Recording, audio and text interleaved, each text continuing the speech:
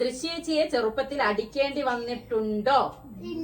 ഉണ്ടോന്നോ മക്കളെ? മട്ടലെറിഞ്ഞു വീഴ്ത്തിരുന്നെ. എന്തിനാന്നറിയോ? മുടിയൊക്കെ വെട്ടി ഉള്ളിൽ കൂടെ കംപ്ലീറ്റ് മുടി വെട്ടി. ഞാനേ പണ്ട് കുറച്ച് നല്ല തിക്കായിട്ടുള്ള മുടിയായിരുന്നു എനിക്ക്. അപ്പൊ ഞാൻ വിചാരിച്ചു ഇത്രയും ഒരു തിക്നെസ് എന്തിനാന്ന് വിചാരിച്ചു ഞാൻ കുറച്ച് ഇവിടെ നിർത്തി അങ്ങോട്ട് വെട്ടിയിരുന്നു കട്ട് ചെയ്ത് ഗൈസ്. അപ്പൊ ഇവിടെ ഇങ്ങനെ അങ്കവാലം കോഴിനെപ്പോലെ ഇങ്ങനെ ചിറക് വീശി നിൽക്കുക. ഇതെന്താക്കണമെന്നൊന്നും അറിയില്ല, ടെൻഷനായി. എന്നിട്ട് ഞാൻ ഉരുട്ടി ബോൾ പോലെ കട്ടിന് ചുട്ടിലേക്ക് ഒറ്റ ഇടലും കിട്ടും. എന്നിട്ട് ഈ അങ്കവാലം കോഴി നടുവകത്ത് രണ്ട് സൈഡിലേക്ക് സ്ലൈഡ് അങ്ങ് കുത്തി വെച്ച് സെറ്റാക്കിട്ടിരുന്ന് അമ്മ വന്ന് അടിച്ചു വരുമ്പോ കട്ടിന് ചുടുന്നൊരു ഉണ്ടങ്ങനെ ഉരുണ്ട് വരുന്നേ. നോക്കുമ്പോ മുടി അന്ന് എനിക്ക് പൊട്ടിയ പൊട്ടലിന് കണക്കില്ല മക്കളെ. അമാതിരി അടിക്കില്ല.